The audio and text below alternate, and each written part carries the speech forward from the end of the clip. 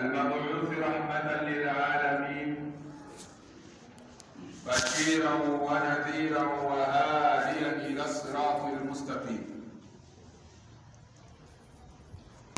اللهم صل وسلم على حبيبك المصطفى ورسولك المرتضى خاتم النبيين والمرسلين وعلى آله وأصحابه أجمعين. أما بعد، فيا حماة الإسلام وحراس العقيدة، أوصيكم ونفسي بتقوى الله سبحانه وتعالى. رب اشرح لي صدري ويسر لي أمري واحلل عقدة من لساني يفقه قولي. Watukufu wa Islam, kwanza kabisa tunabudi kumshukuru Allah subhanahu wa ta'ala kwa uweza wake na rehma zake. Ametujalia mimi na wewe kufika katika siku ya leo, siku ya Ijumaa, lakini pia ametuwafikisha katika muda huu na ndani ya masiku haya bora kufika katika moja ya nyumba zake tukiwa na lengo la kumridhisha yeye. Tumwombe Allah subhanahu wa ta'ala atudumishe katika kheri mpaka mwisho wa maisha yetu. Rehma na amani zimfikie mtume wetu Muhammadin sallallahu alayhi wasallam na ali zake na masahaba zake na wale wote wenye kushikamana na mafundisho yake mpaka siku ya Kiyama. Na wahusieni pamoja na kuihusia nafsi yangu kumcha Allah subhanahu wa ta'ala. Ndugu zangu Waislamu, leo insha Allah, kwa kuwa tumo ndani ya masiku bora, tumo ndani ya mwezi miongoni mwa miezi mitakatifu, insha Allah hutuba yetu tazungumzia yenye kichwa cha habari kinachosema thaqil mizanaka fi afdali ayami dunia. Ipe uzito mizani yako, upe uzito mzani wako katika masiku bora ya dunia. Upe uzito mzani wako katika masiku bora ya dunia. Ndugu yangu Muislamu, siku ambayo litapulizwa parapanda, siku ambayo watu watafufuliwa kutoka katika makaburi yao na wakasimama viumbe ili waweze kulipwa. Kila mmoja ataishi katika hali ngumu, ataona namna ambavyo uzito na vitisho vya siku ya Kiyama vilivyo. Watu wote watapambana na siku ambayo Allah subhanahu wa ta'ala aliyoisema yauman yaj'alu alwildana shiba as-samaa'u munfatirun bih kana wa'duhu maf'ula. Siku ambayo namna ilivyo ngumu, yaj'alu alwildana shiba, itawatoa mvi watoto wadogo. Yani watu ambao wenye umri mdogo, watoto kwa kawaida hawatokwi na mvi. Hata ukisema za ukoo bado hazienei kichwa kizima, zitakuwa zimeonja tu sehemu fulani, lakini siku hiyo watatokwa na mvi. Lakini ukiacha hivyo, as-samaa'u munfatirun bih, mbingu nayo itakuwa zimepasuka. Kana wa'duhu maf'ula, ahadi ya Allah subhanahu wa ta'ala itakuwa imetekelezwa kabisa, imekamilika. Hakuna pa kukimbilia, haina shaka. Ndugu yangu Muislamu, Siku hiyo itakuwa ni katika kipindi kigumu sana, ni pale mawqiful mizan, mtu atakapokuwa yupo katika sehemu ya kupimwa, amesimama anasubiri ili apimwe matendo yake na keshafufuliwa, ili aje kuyaona ni yepi yaliyozidi kwake, ni mazuri yake ama mabaya yake. Suala la kupimwa analithibitisha Bwana Mtume Muhammadin sallallahu alayhi wasallam, anasema yudha'u almizanu yawma alqiyama falau uzina fihi as-samawati wal ard la wasi'at, itawekwa au utawekwa mzani siku ya kiyama, lau kama itapimwa mbingu na ardhi basi vyote vitatosha. Sio kitu chepesi. Mizani utawekwa, upande mmoja kutakuwa na mazuri aliyoyafanya mtu, na upande wa pili kutakuwa na mabaya aliyoyafanya mtu. Haya ndiyo yatakuwa yana balance ule mzani, wapi kutazidi. Wakati kawaida yetu sisi huku tunavyopima, sehemu moja kama ni mchele unaweka mchele au maharage, sehemu nyingine unaweka jiwe ambalo linalokuonesha mchele huo na uhitaji ni kilo ngapi. Lakini mzani ule, kipande kimoja au sehemu moja ya mzani kunakuwa na matendo mazuri, na sehemu ya pili ya mzani kunakuwa na matendo yaliyokuwa mabaya. Takhayyal hadha almawqif ya akhi, fikiria, vuta picha, itakuwaje au utakuwaje wewe utakavyokuwa umesimama, halafu ndio unasubiria pale mbele pamewekwa ili uweze kupimwa. Hebu fikiria utakuwaje wewe mja wa Allah subhanahu wa ta'ala. Utakuwa umechanganyikiwa katika namna gani? Mapigo yako ya moyo yatakuwa yanatembea kwa uharaka gani, kipindi ambacho bado hujajua wapi kumezidi, lakini ni yepi ambayo yatakayekuwa yanatembea ndani ya akili yako? Yani utakuwa unafikiria nini kwenye akili yako? Kufikiria kipi kinaweza kaniokoa? Ndio Allah subhanahu wa ta'ala anasema yauma idhin yatadhakkaru al-insan wa anna lahu dhikra. Siku hiyo mtu amesimama pale anasubiria aone wapi. Yatadhakkaru al-insan, binadamu atayakumbuka mengi sana. Atakayokuwa anayakumbuka sio yale mabaya ambayo yatamdhuru, sehemu kubwa atayakumbuka yale mazuri ambayo yeye aliamua kuyapotezea na kuyaacha. Wa anna lahu dhikra, lakini kule kukumbuka kwake muda ule kutamsaidia nini? Maana hakumsaidii chochote. Yaqul, mwanadamu atasema kwa majuto, ya laitani qaddamtu lihayati, natamani mimi ningefanya mazuri na kuyatanguliza kwa ajili ya maisha yangu haya ya akhera. Lakini anna lahu dhikra, yale anayoyakumbuka muda ule hayana faida na yeye, hayawezi kumsaidia. Ndugu yangu Muislamu, ni siku ambayo hayatomnufaisha mtu yale matarajio yake, mategemeo yake, kila alichokuwa anakifikiria hakitomnufaisha, bali kitakachomuokoa mwanadamu siku hiyo ni yale matendo yake mazuri baada ya rehema za Allah subhanahu wa ta'ala. Matendo yenyewe ndiyo haya ambayo unayoyafanya leo ukiwa katika mgongo wa ardhi, matendo ambayo yatawekwa, lakini pia yatakuja kupimwa katika mzani,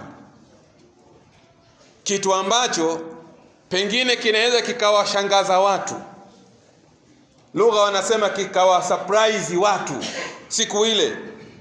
An yaktashifa an-nasu haqiqata a'malin kanu yadhunnuna laha wazna fa idha hiya la taznu habati ramal fil mizan. Kitakachoweza kumshangaza pengine mtu na kumsurprise ni watu kiale ambayo waliokuwa mara nyingine wanayafanya duniani, na wakati wanayafanya kanu yadhunnuna anna laha wazna, walikuwa wakidhani kwamba hayo yatakuwa yana uzito mkubwa kwenye mzani wake, lakini ghafla anakuja kuona yani yenyewe hayafanani hata na uzito wa punje ya mchanga. Yani mchanga tu, punje moja ya mchanga hayafanani, lakini alikuwa akidhani duniani ni mazito mno. Yawezekana alikuwa akidhani na ni uhakika yalivyoelezwa kuwa ni mazito, lakini yeye akawa anayafanya si kwa ajili ya Allah subhanahu wa ta'ala. Alikuwa anayafanya ili watu wamuone, alikuwa anayafanya ili watu waseme, alikuwa anayafanya ili na yeye asionekane katika watu ambao wako nyuma. Siku ile anakuja kukuta yale yako mbali kabisa, ni mepesi. Lakini kinyume chake, yawezekana pengine wakaonekana watu ambao mizani yao ikawa ni mizito mno mbele ya Allah subhanahu wa ta'ala, hali ya kuwa duniani walikuwa wanaonekana si lolote si chochote, wanadharauriwa, wanakejeliwa kwa sababu pengine ule muonekano wake au staili ya maisha yake alivyokuwa akiishi. Angalia mara moja masahaba walicheka au walimcheka Abdullah bin Mas'ud kwa sababu tu ya umbile lake alilonalo, miguu yake ni membamba, wakacheka, wakamcheka. Mtume sallallahu alayhi wasallam akawauliza, mimma tadhahakun, kitu gani mnacheka nyinyi? Na aliwakemea, alikasirika, lakini mwishoni aliwaambiaje? Aliwaambia, la rijlu Abdullah athqalu fil mizani yawm alqiyama min Uhud. Mguu au miguu ya Abdullah ambayo mnaicheka kwa sababu ni membamba, mnayocheka mguu wake, athqalu fil mizani, ni mzito mno katika mizani siku ya kiyama, min Uhud, kuliko mlima wa Uhud, kuliko mlima mkubwa kama Tanzania tunaweza kusema kuliko mlima wa Kilimanjaro. Angalia wao walivyokuwa wakifanya kuwa ni jambo jepesi sana na ni mwepesi, lakini mtume anawabadilisha, anawaambia huyo ni mzito mno mbele ya Allah subhanahu wa ta'ala. Allah subhanahu wa ta'ala ndani ya suratul Qari'ah anasema, fa amma man thaqulat mawazinuhu fahuwa fi 'ishatin radiyah. Ama yule ambaye thaqulat mawazinu, mzani wake umekuwa mzito kwenye upande wake wa matendo mazuri, amalu salih yamekuwa mazito upande huo, fahuwa fi 'ishatin radiyah, huyo atakuwa yupo katika maisha ambayo mazuri yenye kuridhiwa na kukubaliwa na Allah. Wa amma man khaffat mawazinu, ama yule ambaye mzani wake ukawa ni mwepesi wa upande wa mambo ya kheri, yani mzani wake umezidi uzito kwenye shari, kwenye mabaya, kwenye kheri umekuwa mwepesi, umenyanyuliwa, fa ummuhu hawiya, huyo maskani yake na mafikio yake yatakuwa katika moto. Wama adraka ma hiya narun hamia, nini kinachokujulisha nini hawiya? Basi huo ni moto mkali. Ndugu yangu Muislamu, ushawahi kuyafikiria haya kwamba unayoyafanya yanaongeza nini uzito katika mizani yako ya kheri au upande wa kheri? Ushawahi kufikiria unachokifanya kinaongeza kiasi gani uzito katika upande wa shari? Halafu baada ya hapo ukaamua kujirekebisha ili uyaone unayoyafanya mengi yawe ndio ya kheri, ili yaongeze uzito. Yule ambaye mara nyingi unashtaki na kulalamika kwamba madhambi wamezidi unayoyafanya na unashindwa kuyaacha, na umekuwa ni mvivu na upo nyuma sana kufanya yale ambayo yaliokuwa na kheri, ni nani? Yule ambaye kwa sasa anahitaji aongeze uzito katika upande wake wa kheri. Kwa hakika nahnu fi afdali ayami dunia, tupo katika masiku bora ya dunia, masiku ambayo ni msimu wa kheri, masiku 10 ya Dhulhijja. Ndugu yangu Muislamu, Allah subhanahu wa ta'ala ametuwekea misimu mingi sana ya kheri, lakini ndani yake kuna kuzidiana. Wanawachuoni wanayezungumza masiku 10 haya ya mwezi wa Dhulhijja ambao sisi tumo leo hii, mimi na wewe, ni bora kuliko pengine hata masiku 10 ya mwezi wa Ramadhani yale ya mwisho. Pengine mtu anaweza akafikiria akasema, kwa hiyo inawezekanaje masiku 10 ya mwezi wa Ramadhani mtu akifanya ibada inakuwa ni bora kuliko miezi 1000? Lakini Mtume akayasema ndiyo, haya ni bora, kwa sababu masiku 10 ya mwezi wa Ramadhani ni bora katika masiku ya dunia, lakini ni usiku. Mwezi wa Ramadhani ni usiku. Wengi tukifika usiku hakuna mtu anayekuwa na muda wa kuamka. Kila mtu anaona asijipotezee muda. Mchana nimefunga na funga zenyewe sasa hizi ndio mwisho, mwili umeshachoka, umeshazoea yani umechoka. Kila mtu anayapotezea. Lakini haya ni masiku bora kwa mchana. Kwa hiyo tukizungumzia mchana, masiku bora ni haya masiku 10 ambayo Allah subhanahu wa ta'ala ameyazungumza katika maeneo mengi ndani ya Qur'an, mpaka ameyapia akisema wal fajri wa layalin ashri. Masiku 10 Mwenyezi Mungu anayapia alfajiri na anayapia masiku 10. Masiku 10 haya wanawachuoni wengi wamekubaliana ni masiku 10 ya kwanza ya mwezi wa Dhulhijja, kwa maana ya mwezi wa mfungo 3, ambayo ndiyo mimi na wewe sasa hivi tunaishi ndani ya masiku haya,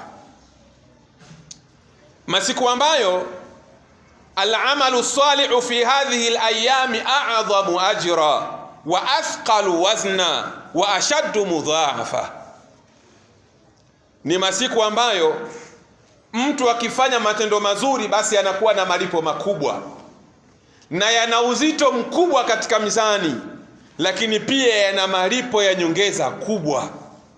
Mara moja Bwana Mtume Muhammadin sallallahu alayhi wasallam aliwaambia masahaba zake alipokuwa anaelezea masiku haya, alisema ma min ayamin al-amalu salihu fiha ahabbu ila Allah min hadhihi al-ayyam. Hakuna masiku ambayo matendo mema yanapendeza sana mbele ya Allah subhanahu wa ta'ala kuliko matendo mema yanayofanywa ndani ya masiku haya, yani haya masiku 10 ya Dhulhijja. Qalu, masahaba waliposikia maneno haya wakasema, kwa sababu na wao kulikuwa na vitu wanavifikiria kwamba vyenyewe vinapendeza sana, matendo haya yanapendeza sana mwenye mbele ya Allah subhanahu wa ta'ala, wakasema walal jihadu fi sabilillah. Yani Mtume, masiku haya ni bora, mtu akifanya matendo yanakuwa bora matendo hayo na yanapendeza kwa Allah kuliko hata jihadi kwa ajili ya Allah subhanahu wa ta'ala. Yani mtu ametoka anakwenda kupambana, anakwenda kupigana, kuipigania dini ya Allah. Mtume akawaambia walal jihadu fi sabilillah, yani hata jihadi bado masiku haya, matendo mema ndani ya masiku haya ni bora kuliko hata jihadi. Hebu fikiria, yani mtu amekwenda kupambana kwa ajili ya kuitetea la ilaha illa Allah Muhammadur Rasulullah, amekwenda kuitetea, amefia vitani, amerudi ana makovu chungu mzima ndani ya mwili wake. Yani huyu matendo yake, tendo hili alilofanya lisiwe bora na linapendeza mbele ya Allah kuliko aliyefanya matendo ndani ya siku 10 hizi? Jibu lake likawa naam, ndiyo hivyo. Mtume akasema ila yule ambaye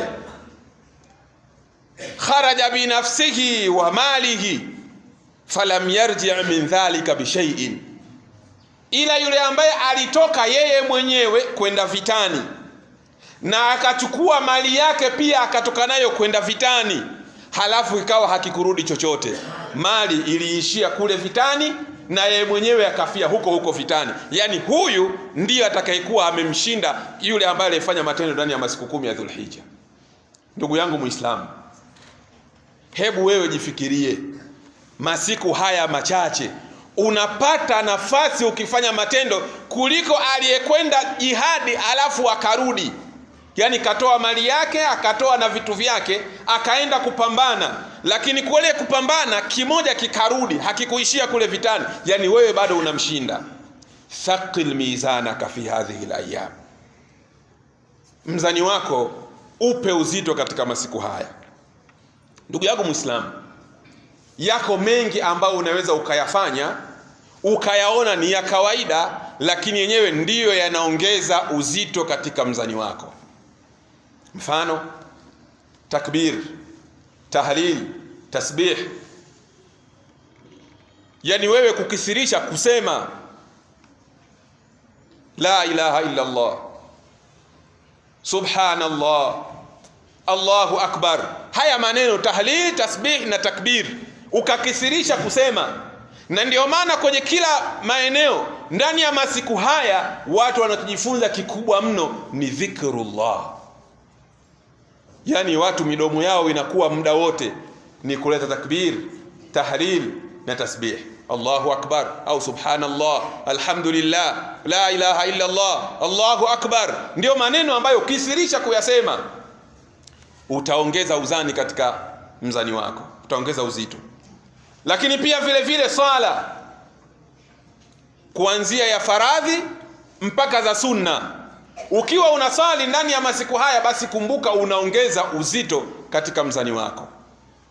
Lakini pia sadaka, ukitoa sadaka pia vile vile unaongeza uzito katika mzani wako, na hata ukisoma Qur'an unaongeza uzito katika mzani wako. Ukiomba dua unaongeza uzito katika mzani wako, na hata ukikaa msikitini kwa lengo la kumridhisha Allah unaongeza uzito katika mzani wako. Kwa aliyekuwa na uwezo akaenda kuhiji linaongeza, lakini yule ambaye hana uwezo wa kwenda kuhiji yuko hapa hapa akayafanya haya ya nyuma, lakini pia akaamua kufanya na udhuhia, akaamua na kuchinja, pia linaongeza uzito. Kufanya wema wa aina mbalimbali kwa wazazi na watu wengine, kuunganisha undugu, kuwa na tabia nzuri, kuwatembelea wagonjwa, kwenda kusindikiza jeneza na mengineyo ambayo katika mizani au katika mlango wa mambo ya khairat. Yoyote lolote unalolifanya katika kheri, basi jua kheri hiyo katika mwezi huu au ndani ya masiku haya lina uzito sana mbele ya Mwenyezi Mungu Subhanahu wa Ta'ala. Ni masiku machache kwa kuhesabika, lakini yana baraka nyingi sana, yana uzito sana katika mzani. Basi hebu yajaze kwa kufanya mambo ya kheri, yapambe kwa kufanya mambo mazuri, ilazimishe nafsi yako kwa kufanya yale ambayo yaliyokuwa mazuri ndani ya masiku haya, na acha kabisa na tupilia mbali uvivu, kwa sababu kuwa na bishara njema, kuwa na habari njema ya kwamba Allah Subhanahu wa Ta'ala mwingi wa ukarimu analipa vizuri sana ndani ya masiku haya. Aqulu qawli hadha wa astaghfirullah li wa lakum fastaghfiruhu innahu huwal ghafurur rahim wa huwal barul karim. Alhamdulillahi rabbil alamin, wassalatu wassalamu ala rasulillahi sallallahu alayhi wasallam wa ala alihi wa ashabihi ajma'in, wa ba'd. Usikum wa nafsi thaniyan bitaqwa Allah, na wausieni kwa mara ya pili pamoja na kuihusia nafsi yangu kumcha Allah Subhanahu wa Ta'ala. Ndugu zangu Waislamu, miongoni mwa mambo ambayo ya kujikurubisha na yapo kisheria ndani ya masiku haya ni kufunga.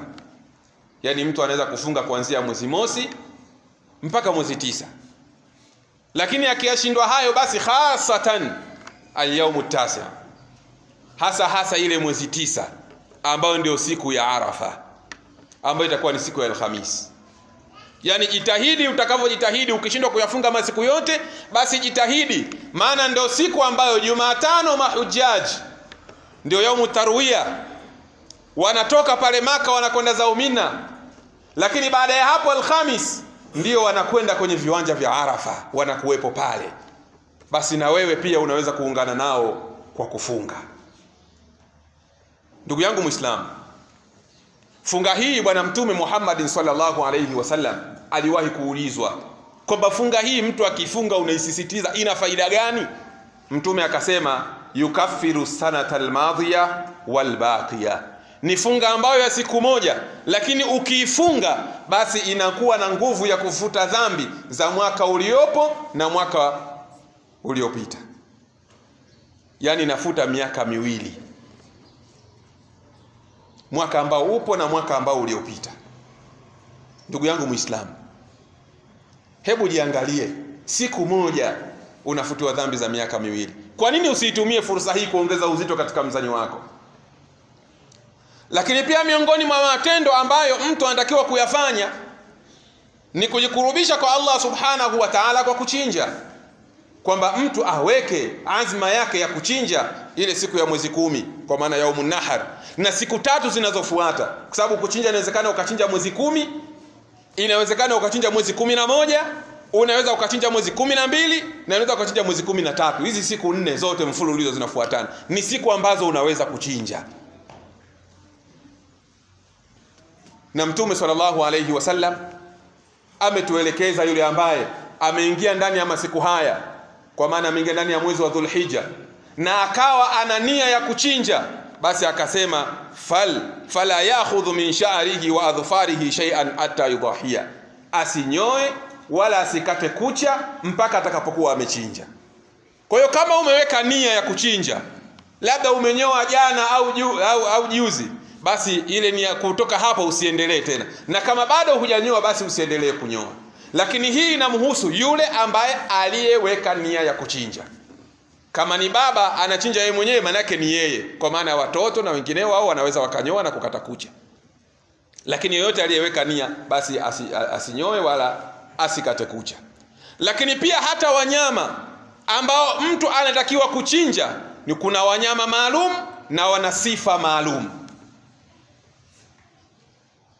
Wanyama ambao wanatakiwa kuchinjwa ni ng'ombe, mbuzi, kondoo na ngamia. Wawe ni wanyama ambao hawana dosari ambazo pengine zinashusha zile thamani zao. Lakini wanyama hao pia hata wanazingatiwa hata kwenye umri. Kwa mfano, unataka kuchinja kondoo, uhakikisha anaanzia miezi 6 na kuendelea. Unapotaka kuchinja mbuzi, uhakikisha ana mwaka 1 na kuendelea. Unapochinja ng'ombe na miaka 2 na kuendelea.